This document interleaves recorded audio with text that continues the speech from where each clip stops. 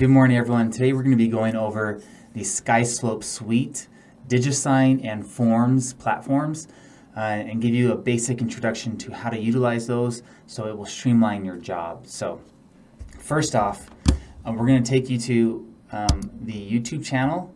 So if you go to youtube.com/@Skyslope support, you're looking for Skyslope support videos. There's a Skyslope YouTube channel as well, but you're looking for the support videos. So I would highly suggest you come in here and you hit subscribe, so then that way you can go ahead and get these videos as they come and give new trainings. Again, understanding their systems will greatly aid you in making sure your paperwork is done correctly, you're avoiding lawsuits and any fines that are associated with late paperwork. So here, all you got to do is you go to Skyslope support, you come down and you look at videos, you can see the latest videos, popular, and they'll pull up different ones. So how to create a listing in Skyslope, support tutorial, how to convert your listing into a transaction. And these are short little couple-minute videos. So these are going to be super helpful. But today I'm going to go ahead and just give you a basic overview, and then you guys can do more research and watching these tutorial videos as well.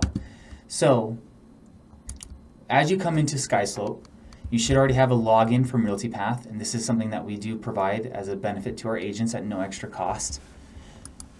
And so I'll go ahead and log in. If you don't have your login set up yet, then you'll need to reach out to Chris@realtypath.com, and then he'll be able to get you set up. So as I log in, you will see I am now at the dashboard for Skyslope Suites. Now, there's 3 different aspects to Skyslope. The Suites is where we manage all of your transaction paperwork, where our compliance department will go in and review and ensure that all of your paperwork is properly done. You're getting check marks, you're getting initials, their dates are correct, or if you're missing documentation, you will get notified here. But here in the top right hand corner, you'll see it's my login, and here you click on apps.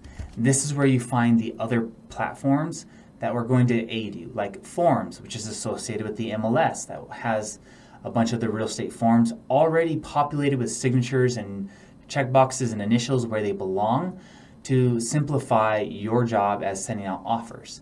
And then you have DigiSign, where you can manually go in and place check boxes and send out documents for signatures, and they don't have to be just real estate related. It can be whatever you're doing. If you're sending out an agreement, or just a signature for something like you're getting a video done and you're trying to have someone sign an agreement, or whatever it might be, you can utilize DigiSign for that specific purpose. Okay, so coming back to Skyslope Suites, this is where you're going to be hanging out and verifying that you have all of your documents inputted properly. So if you're working with a buyer, when you get a buyer ready to purchase a property, you have your buyer broker agreement already signed with them, you'll go ahead and click on transactions. You're going to go create transaction. Now here, we're going to look at purchase. So now as I put in purchase, it's going to give me 2 options. One is it's already under contract, or a pre-contract. We advise our agents that they need to put in a pre-contract right when they get that buyer broker agreement to ensure that it's done properly. Sometimes we've seen some agents is that they will submit an offer and then they have a buyer broker agreement, but someone didn't sign or initial. Therefore, they don't have a valid buyer broker agreement, and that's against the rules of the state for you to be able to do transactions for on behalf of a buyer without a buyer broker agreement. So you will want to come in here right when you get that buyer broker agreement and click on that. Now you're going to have some details down below. You can have file owner, and so I'll go ahead and just type in my name. There, my name pops up. I'm the file owner. And then I'm going to search for the file or file owner. So I've got the file owner here, but if I already have a file initiated, like their names from purchasing, I can go ahead and click on that, but I'm going to go ahead and just click continue. So now we have who is the transaction owner. I'm going ahead and type in my name. There, I populate, and it auto-populates the branch I'm in. I'm going to go click on checklist. Now, if you're representing a buyer, then you're going to select sales representing buyer. If it's a limited agency, you're going to click on both. because you're representing both simultaneously. This will aid you in doing double the work. So I'm going to look through all these other options and see, okay, new construction representing seller or new construction representing buyer. There's a few options here that are very important you put the right kind, like option to purchase. If you have a lease with option to purchase, you need to put that in that section because there's going to be specific documents that will be associated with those types of purchases. That being said, we'll go ahead and click on Sell Representing Buyer. And then right here in the corner, you will click on Continue. Okay, so now we're going to look with the buyer. If it's a company, like an LLC that's making a purchase, then you need to put the company information there. But we're going to say I am buying a property for myself.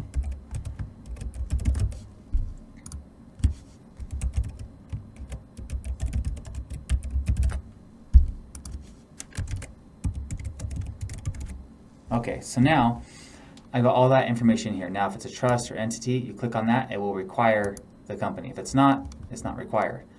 If you got more than one buyer, then you click and add a buyer by this link right here, and that will add another person. Or I can cancel that if I accidentally did that and there's only one buyer. So in this case, there's only one buyer. We'll click Continue, and that takes you to your checklist. So this is where you will begin to upload documentation in response to your buyer broker and their purchase. So here you see buyer broker agreement, due diligence checklist, wire fraud alert, get a home inspection, real estate purchase contract. Now the majority of these are going to be after you get under contract, but the initial one is the buyer broker agreement. And again, our compliance department will come in here and leave notes in these comments.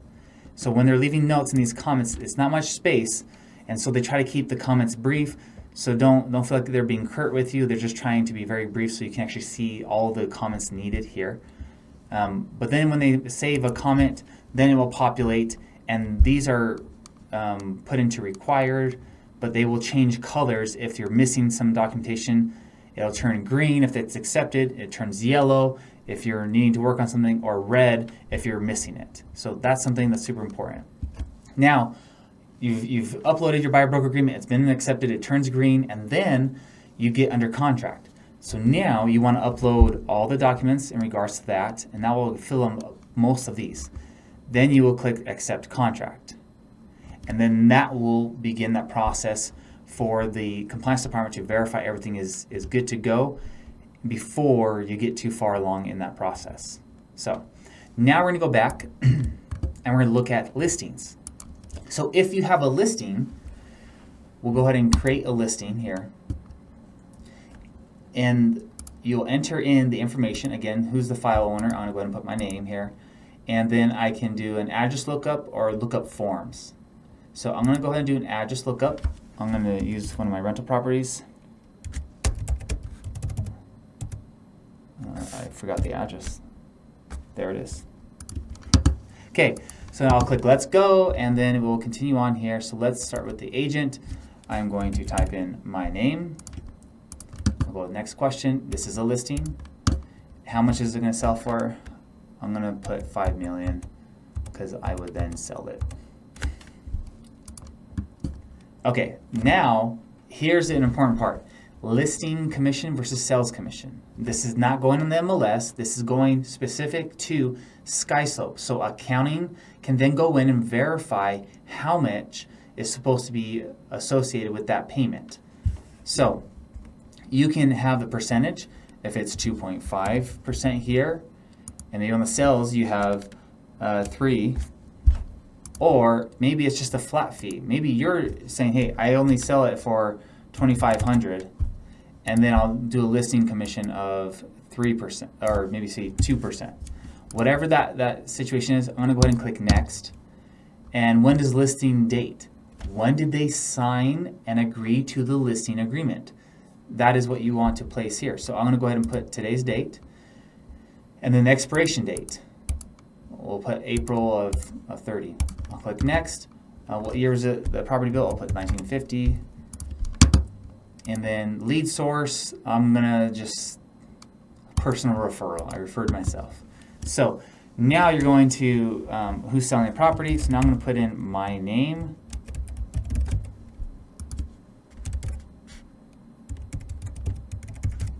use a different email so it doesn't get confused. Okay. You can add an additional seller, but we'll go and continue on with that. So the nice thing here is that you can add a contact. We have a few EOs in our sister preferred vendor, and that is Secure Title. You've got Heather Jackson, Stephanie Kilpatrick. We have a few others that you can work with. But I'm going to go ahead and put in Heather, and so I can see she's right there. So the nice thing about this is you can already initiate all this information, and she's going to say, okay, great, I'm going to go ahead and get started on doing this agreement. You can already drag and drop documents here, and then that's going to make it so you can go ahead and pre-open escrow. I'm going to go back so she's not getting confused. I'm sending her my property to sell, but that is the best thing you can do. Speeds up the process, keeps it organized, and it's already associated in Skyslope. So right here, you're going to go ahead and create my listing, and then now it will be associated on your listing transaction notices. So I'm going to go ahead and check on the listing portion. I'm going to see, yep, the address looks correct, the seller's correct, the office, I got the commissions in here, those look correct. All right, so I'm going to go ahead and go next. Now I'm looking at the contacts. Yep, it's just one seller. That looks good. Now I'm in the checklist. So I need to now upload the exclusive right to sell listing agreement, the MLS listing input form required on all listings. You need to upload this. The exclusion MLS form, if you are delaying the listing, but you get there's an exclusive right to sell listing agreement, you need to sign the exclusion MLS form, which can delay or exclude permanently you listing the property on the MLS. You need to have that form filled out or you get a fine. Lastly, the wire fraud alert disclosure. Once you have all those filled in and then you get an offer, then you can accept. Until you get these documents done, you won't be able to accept and move forward with uploading your additional documentation. Okay, so now we've shown you the important aspects of the dashboard right here. If you're just trying to come in and see what's incomplete, you can click right here. You can set tasks and reminders as well.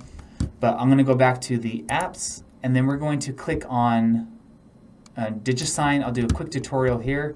Here you can go ahead and create new envelope. You can choose a property or no property. So I'll put no property if I'm just grabbing, let's say it's an agreement to do like a basketball training or something with someone. I don't know. Something that's non-real estate related that you might be doing on the side. You can still do that in here and get those documents signed. But if it's associated with the property, then you need to associate that with that specific set of property. Okay? So yeah, we'll go ahead and I'll put no property. I'm going to upload, let's just pick like a random, let's see.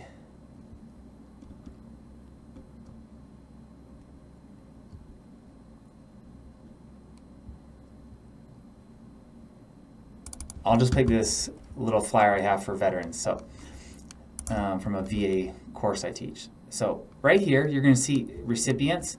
I will receive it automatically because that's me, but maybe you have a TC or you have somebody else that you want as part of your team. Maybe it's your spousal team. You want them to receive it too. So I'll just say, you know, I'm going to add my wife who's an agent. And there it fills out ChristyInfo@gmail. Okay, great. Does she need to sign? No, she's just receiving a copy. Okay, I'm going to click save. But maybe my client, who's myself, he does need to sign, and I'll use a different email. Okay, so now I've got him, he needs to sign, click save, but then I also need to sign as the agent. So I'm going to go ahead and say I need to sign, save it. So now it's checkboxed, meaning I need to sign. So now you can see on this side who signs first and then who receives a copy.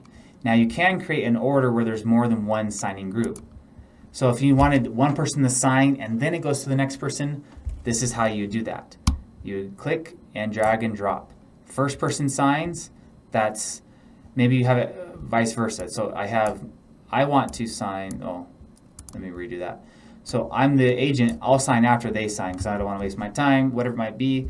You can create orders and add another sign group. They can go in conjunction, multiple layers.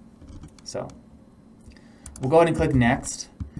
And then here, this is actually a presentation. Don't worry about that. But I'm going to go ahead and just click right here. Here's a signature. And then here is an initial I want here. And then I can go ahead and then click on another signature. I'm going to change it to the other Josh. And then I will click on this. Now you see it automatically went to the blue. Now I can click down and change who that is. But up here in the left-hand corner, you will see it's saying who's going to be first. So maybe you're going to do everything for Josh, one person, and then the other person you will switch back over and then start putting everything down so you don't have to place it and then click down. It'll save you a little bit of time. So when you look on the left-hand side, you see the signers. Chrissy receives the copy, but then I realized, oh, you know what? I want my title company to receive a copy. So I'm going to go ahead and click on, actually I'm going to click on here, edit recipients, and then I'm going to add in Heather Jackson at Secure Title. I love what she does. She's on top of it, so I know she'll take care of things, so I'm always going to just include her early on. And I'll click Save here, and I'll click Save here. So now I look over here. Oh, yes. So now I've got my wife and Heather to make sure that the process is going. I can click Send, and then they will get a message. Now, if you want a specific message, you click right here and Edit Message. What do you want it to look like? You can just say, offer, you know, you can place asking price offer.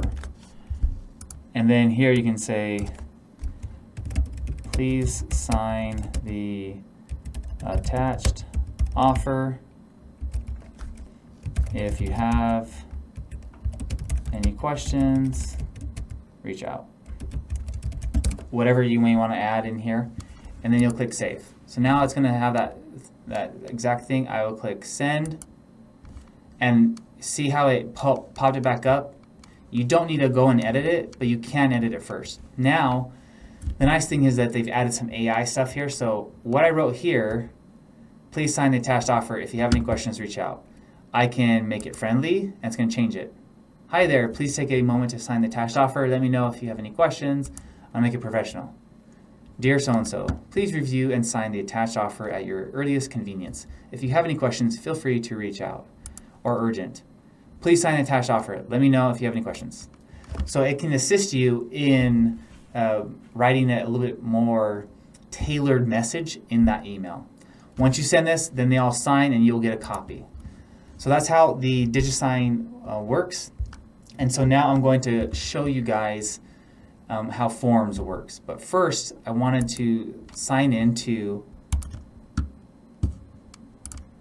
the MLS, where Forms does have an association with our MLS. As you can see here, Skyslope Forms. Now at RealtyPath, we also include Forms, DigiSign, and Skyslope Suites, which makes it an easy transition for all of our agents to get their transactions inputted quickly. So now I'm in Forms. So if I don't want to just put the check marks and the boxes and all the signatures wherever they go, a lot of the forms are already populated here. So for instance, I'm going to click on Create, and then when I click on Create, it says, who are you creating this file for? I am the file owner, so that's me. Who is this? Who is the client? Is it a tenant, buyer, seller? We're going to go ahead and click Buyer. Utility Connect services. Would you like to offer your client Utility Connect services at no cost? It says, eliminate the challenges of coordinating utilities. I will click Yes. Why not? Okay. Primary client, I'm going to put my wife just for better clarification. And okay, so now I'm going to help my wife buy a property. And if this is a company or a trust or entity, make sure you click that. That is a requirement as well. So, is there a property yet? So, if we found a property that she is interested already, I would just pull that up, and I'm going to go ahead and put in one of my current listings that's about to go under contract, but 2049417. All right. So yes, that's the correct property. That's my listing. I can see that there. I will go ahead and click on that, and then down here put import. This will automatically pull the information from that specific property, but you can manually put in the address. Now, how do you want to file your files to be named? This is important that you stay consistent so you can find your files later on. So what I like to do is I actually like to put the last name of the client, and then comma first name, and then the year, because I have a lot of repeating customers, and so I don't get mixed up. That's what I do. So you can go to put address, you can put your client, or you can just type in whatever you want. So I'm going to put Mfield Christie, and then I will put 2025. All right. Then I'm going to come down here, and I've got a bunch of buyer forms already put together. So you can create your own template with forms that you will normally use. I'll click on that and click Create. All right, so now you'll see there's a bunch of forms. I do want the exclusive buyer agreement, the buyer due diligence, the wire fraud, for protection, get an inspection, a real estate purchase contract, if I'm doing that, if I'm already placing an offer, and then deposit of earnest money if I'm doing that, and then if there's an addendum needed or subject to sale. But I'm going to say I don't have an offer yet. I am just getting them situated, getting my wife filled out, and I'll make sure that she pays me a decent commission as well. So, but you'll come in here, and right here, actually you can see this. I need to edit this template because this has an older form, exclusive buyer broker, that's been adjusted. So I need to go back in here and say, well, that form's old. I can come down here and add forms. So you can upload a form if it's saved on your desktop, add forms, or choose from a file. We're going to go to add forms. I'm going to search actually that was exclusive buyer, and then I'm going to go ahead and look down. So I have exclusive buyer broker and agency disclosure. That's the one I want, and I'll click next.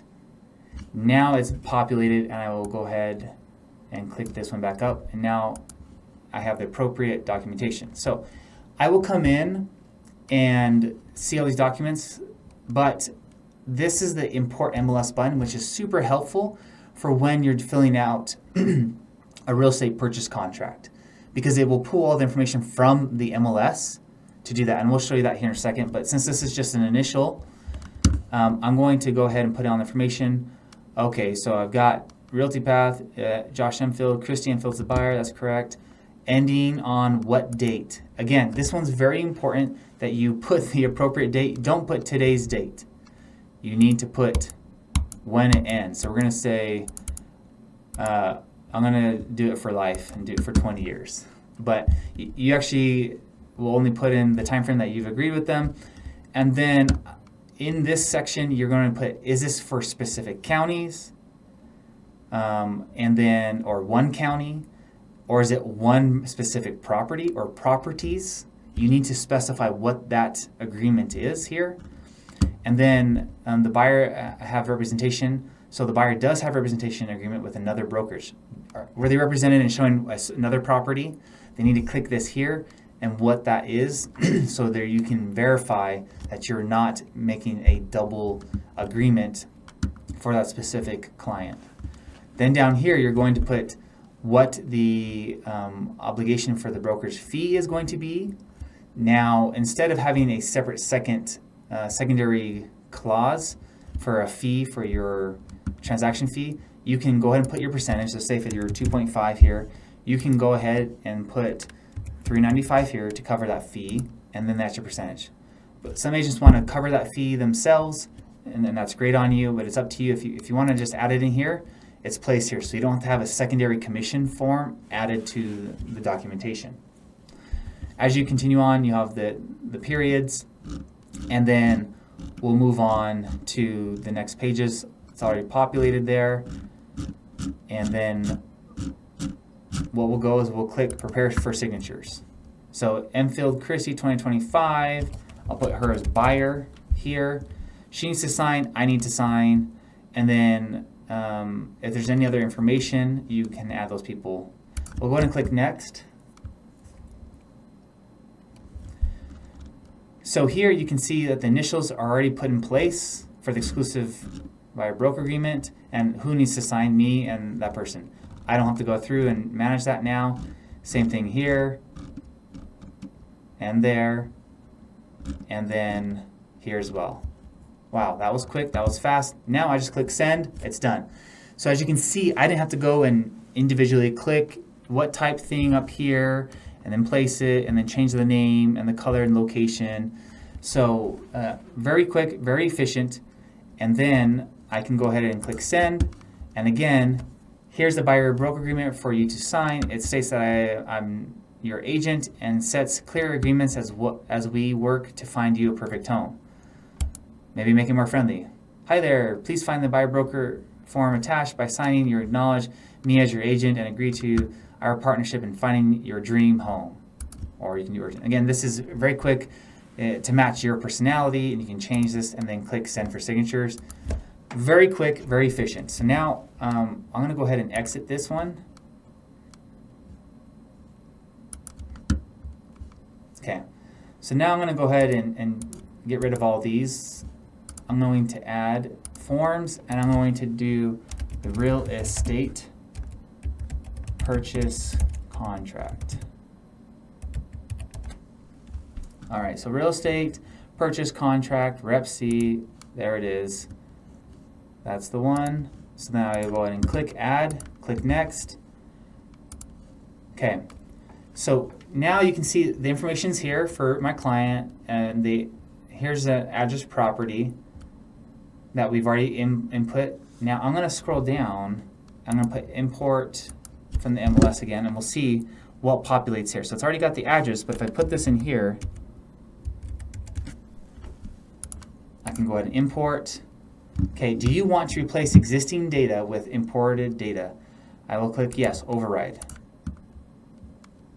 All right, so now I'm going to scroll down. I'm going to make sure it's got the details of the property in there. So here it's got who's selling, who's the buyer's agent, and I just need to do check marks, but it's already got their information placed here, which is super helpful. And also up on top. Now I noticed beforehand when you imported MLS data, they used to include the inclusions. This usually became problematic is when people were not wanting to place those, and they would come in here and say chandelier. Let's see if I can spell it correctly. Hopefully that's correct. They put chandelier here, and then it populates, but then they would import MLS data, and then that would override what was placed there on inclusions and exclusions, and it created some havoc because that's not what they intended, but then that's what they offered. So it looks like that they have removed that option. So make sure that you are placing the exclusions and inclusions. If you're importing MLS data, always double check, but that's something to keep in mind. So again, this is the Skyslope forms, and you can create a listing, you can create buyers just by clicking create and going through this process right here. So now we've gone over the different apps. So if you feel like you can't find what you're looking for, make sure you click on apps, and it will populate here where you need to be. Do I need to be in Skyslope? Okay, now I can find my listings.